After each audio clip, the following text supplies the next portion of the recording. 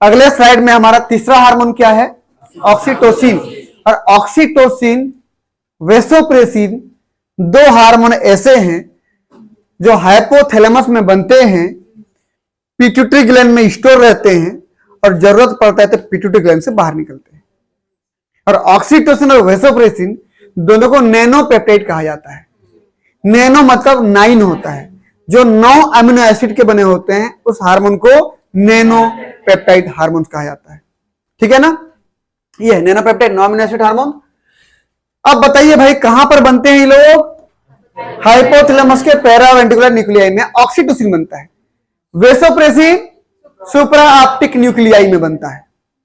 Repeat कर रहा हूं, ऑक्सीटोसिन पैरावेंट्रिकुलर न्यूक्लियाई में बनता है, वेसोप्रेसिन सुप्रा ऑप्टिक न्यूक्लियाई में बनता है, और दोनों आकर के पोस्टीरियर पिट्यूटरी में स्टोर रहते हैं। जरूरत पड़ता है तो यहां से निकलते हैं। क्वेश्चन अगर पूछता है कि ऑक्सीटोसिन और वेसोप्रेसिन कहां बनता है? हाइपोथैलेमस में। कहां से निकलता है? पोस्टीरियर पिट्यूटरी से निकलता है। ठीक है ना?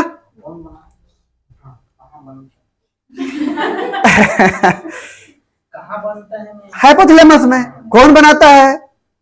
पैरावेंट्रिकुलर न्यूक्लियाई ऑक्सीटोसिन को बनाता है, सुप्रा ऑप्टिक न्यूक्लियाई वेसोप्रेसिन को बनाता है। वेसोप्रेसिन को अब एडीएच हार्मोन भी कहते हो, एंटी डाययूरेटिक हार्मोन कहते हो। ऑक्सीटोसिन को चाइल्ड बर्थ हार्मोन कहते हो, पार्चुरेशन हार्मोन कहते हो। ये तो कॉन्ट्रैक्शन करता है ना आगे, ठीक है? इसलिए चाइल्ड बर्थ हार्मोन कौन सा बोलने पर? ऑक्सीटोसिन। एंटी डाययूरेटिक हार्मोन जो यूरिन को गाढ़ा करता है, एंटी डाययूरेटिक बोला है ना, एंटी डायल्यूटिक हार्मोन समझ लीजिए आप। यूरिन को डायल्यूट नहीं होने देता, पतला नहीं होने देता, मतलब गाढ़ा बनाता है। कौन है वो? एडीएच या वेसोप्रेसिन। पढ़ना कभी उसको। Synthesis in paraventricular nuclei of hypothalamus and release from posterior pituitary. Its secretion depend on oestrogen and progesterone ratio. Oestrogen और प्रोजेस्टेरोन के रेशियो पे डिपेंड करेगा कब रिलीज होगा। कौन ज्यादा होगा तो रिलीज होगा। एस्ट्रोजन ज्यादा होगा तो ऑक्सीटोसिन बनेगा, नहीं तो नहीं बनेगा। प्रोजेस्टेरोन ज्यादा होगा तो रोक देगा। ठीक है ना? Later few month the oxytocin receptor increase in uterine myometrium.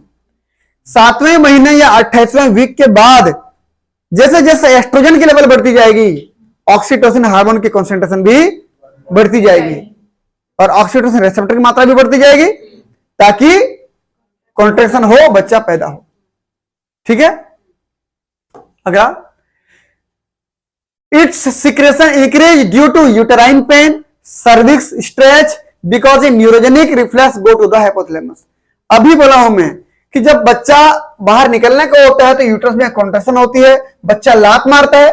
जब बच्चा लात मारता है तो यूट्रस की दीवारों पे लात पड़ती है तो स्ट्रेच होता है, सिर टकराता है सर्विक्स में स्ट्रेच होता है। दोनों की वजह से न्यूरोजेनिक सिग्नल जाता है हाइपोथैलेमस के पास और वहां से ऑक्सीटोसिन बनता है, रिलीज होता है। ठीक है ना? ये देखिए पाथवे के रूप में लिख दिया गया। एस्ट्रोजन और प्रोजेस्टेरोन की रेशियो तय करता है कि ऑक्सीटोसिन रिसेप्टर बनेगा कि नहीं बनेगा, ऑक्सीटोसिन रिलीज होगा कि नहीं होगा। ठीक? यदि एस्ट्रोजन की मात्रा ज्यादा है तो ऑक्सीटोसिन रिसेप्टर का फॉर्मेशन होगा। ठीक? और प्रोजेस्टेरोन की मात्रा कम है। यदि मैं बोलूं एस्ट्रोजन की मात्रा ज्यादा है तो सीधा मतलब यह है प्रोजेस्टेरोन की मात्रा कम है। इसमें से एक ही ज्यादा होगा ना। ऑक्सीटोसिन हार्मोन का क्या हुआ? बायोसिंथेसिस। कहां पे होगा? हाइपोथैलेमस में। ऑक्सीटोसिन रिलीज होगा कहां से? पोस्टीरियर पिट्यूटरी से। Oxytocin bind with their receptor myometrium. Receptor भी बनवाया था कौन? एस्ट्रोजन। कहां बनवाया था? यूट्रस वाल के मायोमेट्रियम में रिसेप्टर तैयार था। उधर से ऑक्सीटोसिन बन के आया, जुड़ गया, बाइंड हो गया। अब फंक्शन स्टार्ट हो जाएगा। Smooth muscle contraction on uterus. Uterus की मसल में क्या हो जाएगा? कॉन्ट्रैक्शन हो जाएगा, पार्चुरेशन कंप्लीट हो जाएगा, बच्चा पैदा हो जाएगा। ठीक है ना? अगला है relaxin hormone. Relaxin hormone peptide nature का हार्मोन है और जैसा कि आपने देखा कितने अमीनो एसिड का बना होता है? 53 अमीनो एसिड का बना होता है। किसके द्वारा निकाला जाता है? ओवरी और प्लेसेंटा दोनों के द्वारा निकाला जाता है। ठीक? तो ये पेप्टाइड नेचर का है, 53 अमीनो एसिड का। मैं प्रोटीन नेचर का इसलिए नहीं बोलूंगा क्योंकि 100 अमीनो एसिड से कम से बना हुआ है। 100 से ज्यादा बना होता तो प्रोटीन नेचर का बोलता, 100 से कम है तो पेप्टाइड नेचर का बोल रहा हूं। ठीक, produced by ovary and placenta, ovary और प्लेसेंटा से बनेगा। अगला काम क्या है इसका, inhibit the contraction of uterus and determine the delivery timing. Oxytocin आता है, कॉन्ट्रैक्शन कर रहा होता है, रिलैक्सिन आता है, उसको रिलैक्स कर देता है, मतलब कॉन्ट्रैक्ट होने नहीं देता है। इसका मतलब यह हुआ कि जब रिलैक्सिन आ रहा होगा तो यूट्रस को कॉन्ट्रैक्ट होने नहीं दे रहा होगा।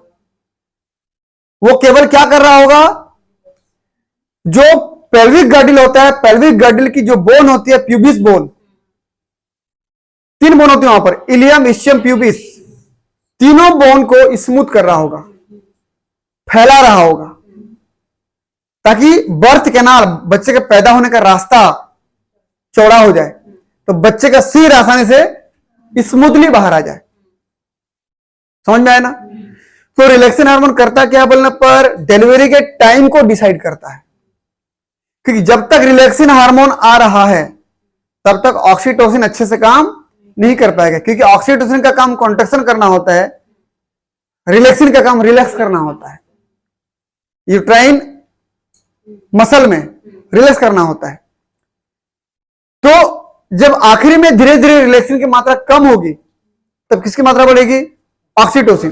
एक तो रिलैक्सिन आकर के हड्डियों को स्मूथ कर दिया है, पेल्विक गर्डिल को, और ऑक्सीटोसिन को रोक रहा था। रिलैक्सिन आके बोल रहा था कि भैया ऑक्सीटोसिन भाई साहब आप थोड़ा सा रुकिए, पहले मैं हड्डियों को स्मूथ तो कर लूं, फिर कांटेक्ट करना, बच्चा आएगा बाहर आसानी से।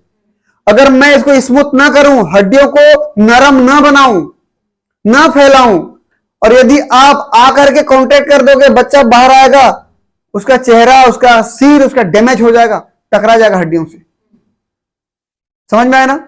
इसीलिए जब तक रिलैक्सिन रहता है तब तक बच्चा पैदा नहीं हो पाता है। जब रिलैक्सिन की मात्रा धीरे धीरे कम हो जाती है, ऑक्सीटोसिन की मात्रा बढ़ जाती है, तो बच्चा पैदा हो जाता है। तो टाइम डिसाइड कर रहा है कि नहीं? जब रिलैक्सिन की मात्रा कम हुई तो बच्चा पैदा होगा, उसके पहले पैदा नहीं होगा। और जब रिलैक्सिन आएगा पहले तो ज्यादा रहेगा। ज्यादा क्यों रहेगा? क्योंकि हड्डियों को क्या करना है, स्मूथ बनाना है। स्मूथ बनने के बाद इसकी मात्रा कम हो जाएगी, ऑक्सीटोसिन आएगा, बच्चे को बाहर। क्लियर है? तो इसलिए क्या बोल रहा है, inhibit the contraction of uterus and determine the delivery timing. क्या करके? Inhibit oxytocin secretion from the hypothalamus. Hypothalamus से ऑक्सीटोसिन को निकलने नहीं देता है, काम करने नहीं देता, या आके हड्डियों को स्मूथ करता है। हड्डी में कौन सा bone, ilium, ischium, pubis, pelvic girdle बोलते हो, एक साथ पेल्विस बोन बोल देते हैं उसको। एक साथ कौन सा बोन, पेल्विस बोन में 3 बोन होती हैं, इलियम, इस्चियम, प्यूबिस। ठीक, इंक्रीज फ्लेक्सिबिलिटी या स्मूथनेस ऑफ प्यूबिस सिम्फाइसिस। क्या होता है डायग्राम में दिखाऊंगा। And permitting pelvis to expand during delivery caused dilation of cervix. यहां पर इस कमर के आसपास जब वो बोन था, बोन स्मूथ हुआ, फ्लेक्सिबल हुआ, रिलैक्स हुआ, फैल गया, तो इसके अंदर जो सर्विक्स वेजाइना है वो भी तो फैलेगा, तो बच्चा आसानी से बाहर आ जाएगा। डायग्राम देख लीजिए आप, देखिए ये दिख रहा है ना, ये कमर के आसपास का है, दोनों साइड में है, ये 3 बोन होते हैं बोला हमें। ये सबसे बड़ा बोन जो दिख रहा है ना, इलियम, इलियम, ये अंदर में बोन दिख रहा है ना, इस्चियम, ये बोन दिख रहा है ना, ये बोन दिख रहा है आपको, ये क्या बोन है, ये प्यूबिस, इलियम, इस्चियम, प्यूबिस। अब ध्यान से देखिए, इधर से इलियम, इस्चियम, प्यूबिस ऐसे गया है, इधर से इलियम, इस्चियम, प्यूबिस ऐसे गया है। इधर दोनों इलियम कमर के इस पोर्शन पे ना, कमर के पीछे साइड की ओर सैक्रम वाले भाग पर जुड़े होते हैं, ये सैक्रल रीजन कहलाता है ना। ठीक है, तो सैक्रल भाग पर दोनों के दोनों क्या जुड़े होते हैं, पीछे की तरफ क्या जुड़े होते हैं, इलियम। ठीक है ना, इस्चियम बीच में है, प्यूबिस आगे रहता है ऐसे। सामने की तरफ कौन जुड़ा है, बोन बोलने पर प्यूबिस बोन जुड़ा है ऐसे। समझ में आया ना, ये प्यूबिस बोन। और जहां पर जुड़ा है ना, वहां पर फ्लेक्सिबल भी हो सकता है ऐसे। समझ रहे हो ना, ऐसे फ्लेक्सिबल हो सकता है। तो ये जो रास्ता है ना, इस रास्ते को बोलते हैं बर्थ कैनाल। यहीं से यूट्रस का बर्थ कैनाल ऐसे करके ऊपर उठा है, पूरा यूट्रस ऊपर में है ऐसे। यूट्रस का रास्ता यहीं से गया है, चारों तरफ से हड्डी घेर के रखा है उसको, पेल्विस बोन। क्लियर है? ये अगर मैं यहां पर डायग्राम बनाऊं तो ये देख लीजिए, यूट्रस ऐसे हो गया, समझ में आया? ये यहां पर बच्चा होगा ऐसे,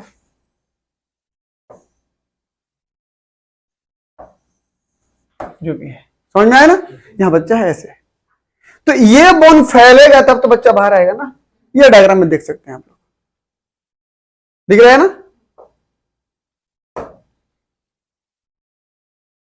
ये देखिए, ये बोन दिख रहा है, प्यूबिस। आगे प्यूबिस सिम्फाइसिस, प्यूबिस जहां पर जुड़ता है, सिम मतलब जुड़ना, फाइसिस मतलब उभार। प्यूबिस बोन के जो उभारे जहां जुड़ते हैं उसको प्यूबिस सिम्फाइसिस कहते हो। तो ये इधर का प्यूबिस, इधर का प्यूबिस जुड़ा है ऐसे, बच्चा देखिए दिख रहा है ना, सिरे से। ये बर्थ कैनाल रास्ता दिख रहा है ना, ये क्लियर है? तो इस अंदर के लेयर को कैसे करता है, स्मूथ करता है और फैला देता है। और जैसे कि हम बात कर रहे थे, लड़कियों के शादी का उम्र जो तय किया गया कितना, 18 साल। 18 साल कम से कम होने चाहिए। उसके पहले यदि शादी करते हैं, भाई मेंस्ट्रुअल साइकिल तो 12-14 साल में शुरू हो गया था। क्या बच्चे को जन्म देने लायक नहीं हो गई? क्या हो गई है, 12-14 साल की उम्र में हो गई हो। ओवुलेशन हो गया मतलब बच्चे वहां पर डेवलप हो सकते हैं, उसके यूट्रस में निकलना मुश्किल हो जाएगा, क्योंकि ये प्यूबिस बोन, पेल्विस बोन उतना मैच्योर नहीं रहता, डेवलप नहीं रहता, बर्थ कैनाल छोटा रहता है। बच्चा यूट्रस में बन गया है, डेवलप हो गया, 9 महीने का हो गया। किसी लड़की का शादी यदि आपने 14 साल में, 15 साल में करा दिया तो बच्चा डेवलप हो गया गर्भाशय में, लेकिन जिस हड्डियों के रास्ते से बाहर निकलना था वो हड्डी अभी तो खुला ही नहीं है, अच्छे से मैच्योर नहीं हो रहा है, एक्सपेंड नहीं हुआ है, फैला हुआ नहीं है। गर्ल्स की जो कमर का एरिया है वो बॉयज के कमर के एरिया से चौड़ा होता है। क्यों? यही बोन है, पेल्विस बोन ये जो फैल गया है। क्यों फैलता है? क्योंकि बर्थ कैनाल को चौड़ा करना होता है। क्यों ऐसा करना होता है? क्योंकि एक बेबी को जन्म देना है, तो बेबी के शरीर उससे बाहर आने चाहिए ना। इसलिए एक गर्ल्स का कमर बॉयज के कमर से हमेशा चौड़ा होता है, पेल्विस बोन की वजह से ये फैलता है। और ये एक निश्चित उम्र के बाद होता है, 18 साल के बाद ही आपको कमर में ग्रोथ दिखेगी। समझ में आया? इसलिए लड़कियों की शादी को जो लिमिट रखा गया, लड़कियों की शादी का लिमिट कितना, 18 साल, ताकि बच्चे अगर डेवलप हो तो आसानी से पैदा भी हो पाए। 14 साल की उम्र की लड़की का शादी हो जाए, बच्चा डेवलप तो हो जाएगा, बच्चा निकल नहीं पाएगा रास्ते से, क्योंकि वो रास्ता छोटा है, ये हड्डियां फैली नहीं है अभी तक। समझ में आया ना? ये क्लियर है? अंदर को स्मूथ बनाया जाएगा, ये दिख रहा है ना, ये यहां से फैलता है ऐसे ऐसे, ठीक है ना, फ्लेक्सिबल है। आगे बढ़ो, ये देखिए इसी डायग्राम को दिखाएगा। यहां अगर बच्चा है ऊपर में, अगर हम नीचे से व्यू को देखें तो व्यू हमको ऐसे दिखेगा। देखिए ये बच्चा ऊपर में है ना, ये बोन दिख रहा है, ये दोनों तरफ का प्यूबिस दिख रहा है आपको ऐसे, ये जुड़ा रहेगा तो आपस में लिगामेंट के द्वारा, कार्टिलेज के द्वारा जुड़ा होता है। ये कार्टिलेज है, जब ऐसे दोनों प्यूबिस बोन जुड़े हुए हैं कार्टिलेज की मदद से, ये ऐसे ऐसे हो सकता है ना, इसलिए इसको बोलते हो प्यूबिस सिम्फाइसिस, फ्लेक्सिबल होता है। अंदर के इस एरिया को स्मूथ बनाया जाएगा ताकि ये जो बेबी बाहर आएगी ना, उसको किसी प्रकार का कोई चोट ना लगे, कोई हानि ना हो, डैमेज ना हो उसका सिर, क्योंकि सिर पहले बाहर आएगा।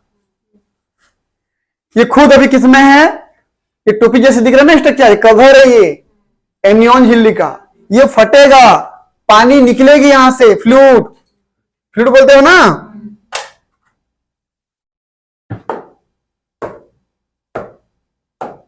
ये फ्लूइड यहां से बाहर निकलेगी ऐसे, जब फ्लूइड बाहर निकलेगी,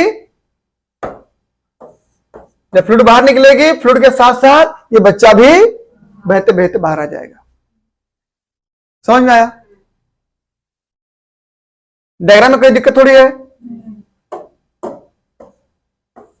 ये देखिए एक बच्चा अंदर है, गर्भाशय के अंदर है, ये प्यूबिस बोन था, ये प्यूबिस सिम्फाइसिस था, ये बर्थ कैनाल था। अभी रास्ता छोटा था, बाहर नहीं आ पाएगा,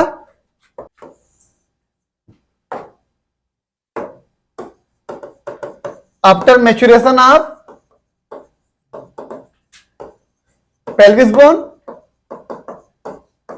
पेल्विस बोन पूरे को पेल्विस बोन बोलते हो ना, इलियम, इशियम, प्यूबिस, तीनों को पेल्विस बोन। अगर पेल्विस बोन पूरे मैच्योर हो गया तो देखिए चौड़ा हो गया ये, अब बच्चा आसानी से यहां से बाहर आ सकता है, यहां से बाहर आ सकता है, यहां से बाहर निकल सकता है बर्थ कैनाल से ना ये। और ये एक निश्चित एज के बाद ही होता है, आफ्टर 17-18 ईयर, 17-18 साल के बाद ही क्या होता है, वो मैच्योर होता है। समझ में आया ना? तब जाके बच्चा आसन से बाहर हो जाएगा। क्या 12-13 साल की लड़की एक बच्चे को डेवलप नहीं कर सकती अपने गर्भाशय में? कर सकती है, लेकिन पैदा करने में दिक्कत होगा, उसकी बोन अच्छे से विकसित नहीं हुआ है। ठीक है ना? हाँ बताइए भाई मुझे,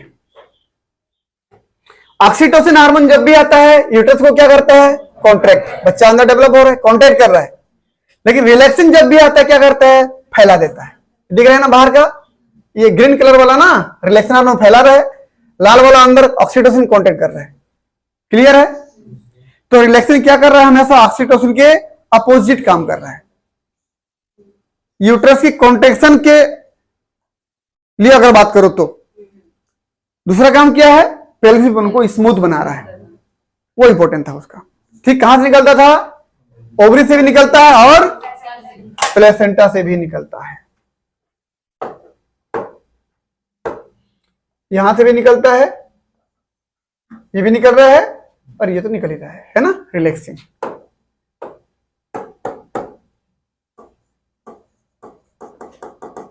ये ठीक है ना?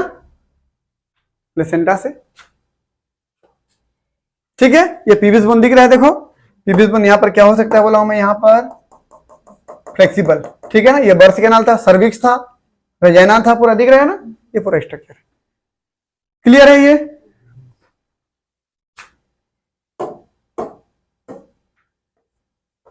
ये देखिए हमारे दोनों तरफ के पैर का स्थिति है। ये पेल्विस बोन है, ये पेल्विक गर्डिल में इलियम, इस्चियम, प्यूबिस 3 बोन होते हैं बोला हूं। इलियम, इस्चियम, प्यूबिस जहां मिलते हैं ना, इलियम, इस्चियम और एक बोन हो गया प्यूबिस, जहां तीनों बोन मिलते हैं वहां गड्ढा बनता है। समझ रहे हो ना? उस गड्ढे को क्या बोलते हो? एसिटाबुलम। क्या बोलते हो? और इस एसिटाबुलम में हमारा फीमर का हेड जुड़ता है जाके, तीनों बोन के मिलने पर। यहां पर पेट्रोल गर्डिल में 2 बोन होते हैं, कोराकोइड, स्कैपुला। कोराकोइड, स्कैपुला जहां मिलते हैं वहां पर बनता है ग्लिनोइड कैविटी। ग्लिनोइड कैविटी में हमारा ह्यूमरस का हेड जुड़ता है।